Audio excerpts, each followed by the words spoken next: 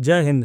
Israel ने air strike की है कतर की कैपिटल दोहा में, और हिस्ट्री में ऐसा पहली बार हुआ है कि इजराइल ने किसी गल्फ कंट्री को अटैक किया हो। खैर, आई थिंक आप लोगों को ये सब तो ऑलरेडी पता होगा, अगर आप जियो पॉलिटिक्स फॉलो करते हैं तो पूरा वर्ल्ड मीडिया इसको कवर कर रहा है। बट हम लोग डिस्कस करेंगे इस वीडियो में कि इजराइल ने एयर स्ट्राइक कर तो दी है, बट अब क्या क्या कतर रिटेलिएट करेगा? क्योंकि देखो, कतर के पास भी काफी अच्छी एयरफोर्स है। इनके पास राफेल हैं, यूरोफाइटर टाइफून्स हैं, अपाचे हेलीकॉप्टर्स भी हैं। आई मीन क्षमता है कतर के पास, और अब तो रीजन भी है हिट बैक करने का। इसके साथ हम लोग देखेंगे डिप्लोमेटिक फॉल आउट। देखिए, भले ही छोटी कंट्री है कतर, बट है तो sovereign country. I mean Israel ने इंटरनेशनल लॉ ब्रेक किया है, तो इसके डिप्लोमेटिक इम्प्लीकेशंस क्या होंगे, एंड और भी काफी कुछ है आपके जानने के लिए। काफी इंटरेस्टिंग वीडियो होने वाली है। So welcome to geopolitics with Harsh. मैं हूं Harsh Gurjar and let's begin. First of all, तो जिसको पता नहीं है, तो कल इजराइल ने एयर स्ट्राइक की है कतर की कैपिटल दोहा में। क्यों?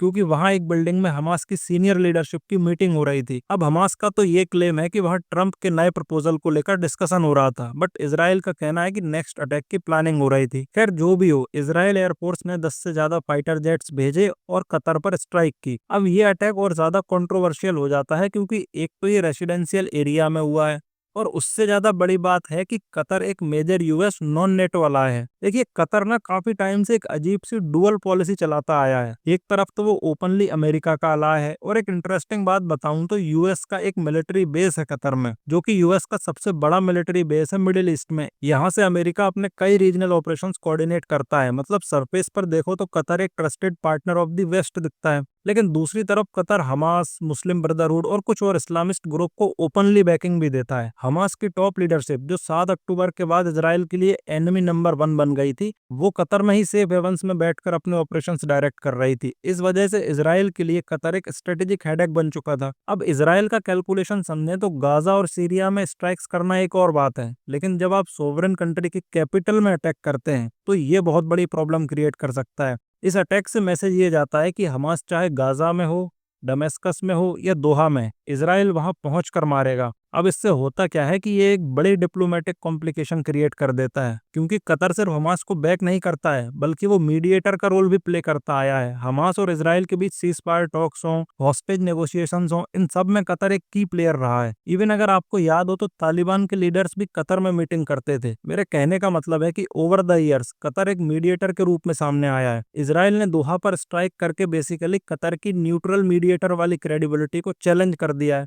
अब अरब वर्ल्ड में कतर पर प्रेशर और आउटरीच दोनों बढ़ रहा है, और गल्फ कंट्रीज ने, न सिर्फ गल्फ कंट्रीज ने बल्कि वर्ल्ड वाइड सभी कंट्रीज ने इस अटैक की निंदा की है, चाहे फिर वो फ्रांस हो, चाइना हो या टर्की हो। इसके अलावा अगर हम और देखें तो कतर की इंपोर्टेंस सिर्फ पॉलिटिक्स तक लिमिटेड नहीं है। ये दुनिया का one of the largest exporter है एलएनजी का। यूरोप जो रशिया के गैस कट के बाद एनर्जी क्राइसिस झेल रहा है, उसके लिए कतर एक लाइफलाइन की तरह है। तो अगर दोहा इनस्टेबल होता है या इजराइल कतर कॉन्फ्लिक्ट एस्केलेट होता है, तो इसका डायरेक्ट इम्पैक्ट पड़ेगा ग्लोबल एनर्जी मार्केट्स पर ना। अगर आपके मन में सवाल आ रहा हो कि यूएसए का क्या स्टांस है इसको लेकर, एक तरफ इजराइल को तो फुल सपोर्ट है, दूसरी तरफ कतर भी एक अलाय है, और रिसेंटली कतर ने 400 मिलियन का गिफ्ट भी तो दिया था ट्रंप को। तो यूएस क्या कह रहा है इस मैटर पर? देखिए, आज के टाइम ना यूएस का कोई स्टांस रहता ही नहीं है। जब से ट्रंप ने पावर संभाली है, एक के बाद एक अपने क्लोज फ्रेंड्स को एनिमीज बनाते जा रहे हैं। खैर, ट्रंप ने कहा है कि वो बहुत अनहैप्पी है इसको लेकर, एंड ये जो डिसीजन है कतर में एयर स्ट्राइक करने का, ये प्राइम मिनिस्टर नेतन्याहू का था, ना कि डोनाल्ड ट्रंप का।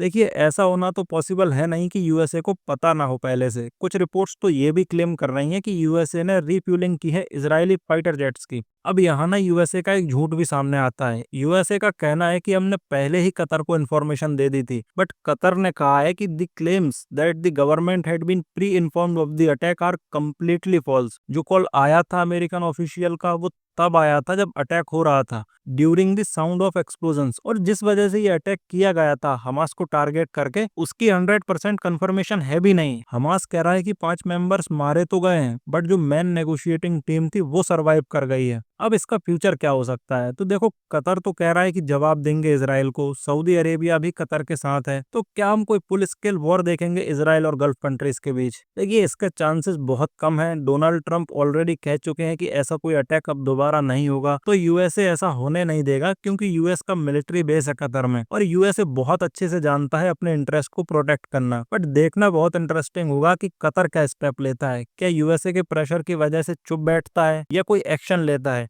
जो डैमेज होना था वो तो कतर को लॉन्ग टर्म के लिए हो चुका है। दोहा कैपिटल है और कैपिटल पर ही अगर ऐसे अटैक हो जाते हैं, आपका डिफेंस सिस्टम कुछ नहीं कर पाता है, तो इसका इम्पैक्ट बहुत गहरा पड़ता है, स्पेशली लॉन्ग टर्म इन्वेस्टमेंट पर। एंड अगर आगे इससे रिलेटेड कोई मेजर अपडेट आती है तो मैं डेफिनेटली अपडेटेड वीडियो ले आऊंगा। But for the time being this was all from my side. Thank you for watching. This is Harsh Gurjar signing off.